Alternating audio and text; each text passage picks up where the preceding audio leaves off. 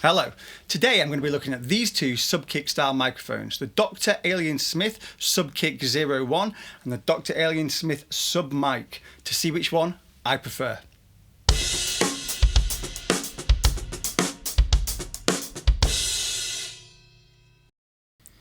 I'll link the website for these below in the description if you want to have a further look at the tech specs or get one for yourself. Before we get into it, I'm going to play you two examples.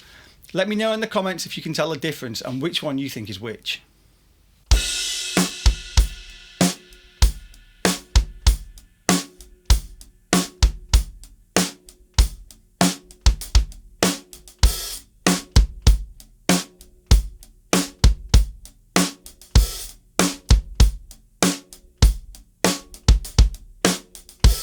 Now that you've heard that example, can you tell which is which, do you think?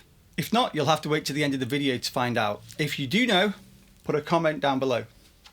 For those of you that don't know what a Subkick microphone is, it's typically a microphone used for capturing the low-end frequencies of a bass drum or a bass guitar cabinet.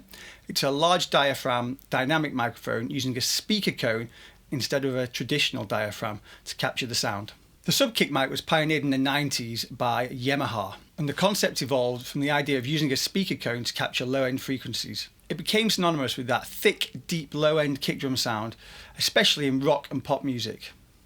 One of the first things I noticed about these is that the Subkick-01 is much heavier, much heavier. A few of the key differences. The original Subkick-01 microphone has more port holes to let out air. And aside from being heavier, the XLR port is on the back of the original microphone. On the new microphone, the XLR socket is on the side, which is really convenient for wrapping your cable around your microphone stand. So overall, I think the new one is an improvement in design.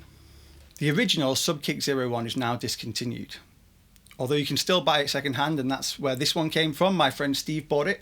Shout out to Steve. The Dr Alien Smith Submic-01 is available now, and I'll put the price up on the screen here. Okay, now let's have a look at the frequency response of these in Logic and have a deeper listen.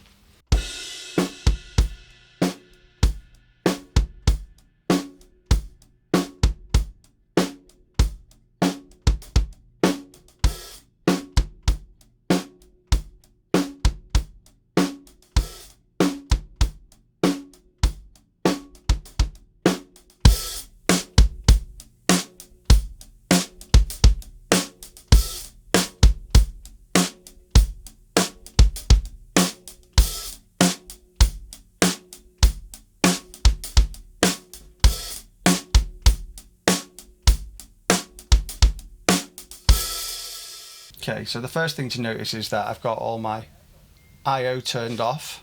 QuickTime will not record the screen without recording every input, so I have to have it all turned off. Otherwise it sounds really wild. Really wild. The next thing is these two faders. The output of them is level matched. It's just that the Subkick has that much more level coming straight out of it.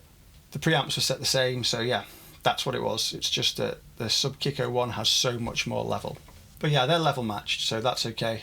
You'll see also that there's no EQ on either the kick inside mic or the Subkick or the Submic. There's no EQ in any of the kick drum mics whatsoever, because I just wanted them to be as clean as possible and to see what they were like from scratch. See if they just sit nicely together. So what are we going to do first? Let's have a listen to both of these microphones.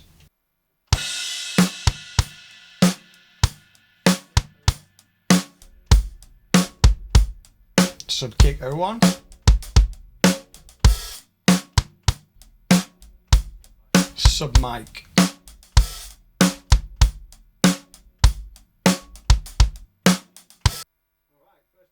Okay, first impressions. The Subkick is a lot more full, the Subkick-01, and the Submic kind of sounds more finished, I think. It's more like I would want the microphone to sit underneath that B-91. Let's have a look at the frequency responses. These are both on freeze, so the frequency slopes will remain once we press stop.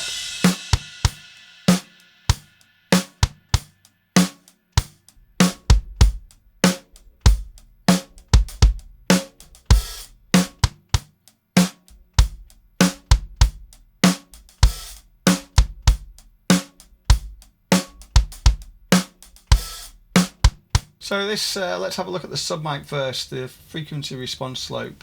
All the way down to 12, and then 58, 176, 533, 1.3 kilohertz.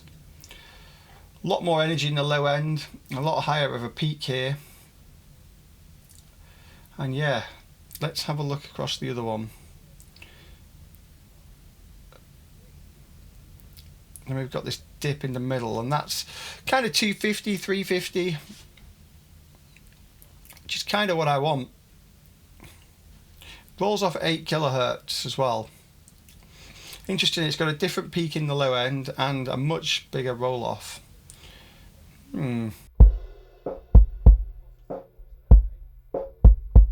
Listen to that in isolation. It's quite wobbly in the bass, isn't it?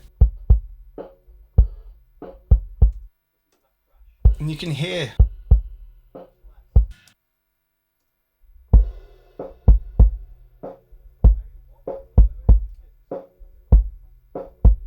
you can hear that low end, the wobbliness, and also there's kind of a boxiness from those mids, isn't there? Yeah, the Submic is definitely cleaner.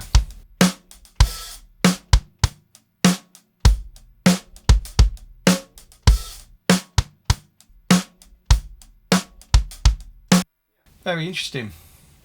Very, very interesting. Alright, well that's what they sound like. So, I think I prefer the Submic for sure. It's easier. I think there'd be less EQ moves to get it where I want it. It even sounds good straight away like that. I quite like it. I definitely prefer the new mic. The new mic has cuts where I want there to be cut, so I'll have to make less EQ moves, and it slots in really nicely under the Beta 91A that's in my kick drum already. But which one did you prefer and why? Now, for the important question, which one was A and which one was B?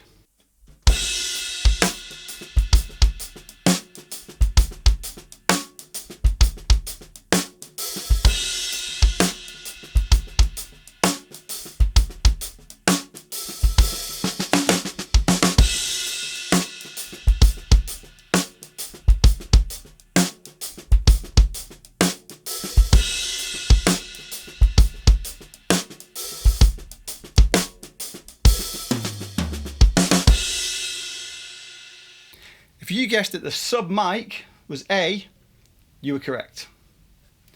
The Subkick-01 was B. Let me know in the comments if you got that right. And thank you once again for watching, and subscribe for more of this kind of content. See ya!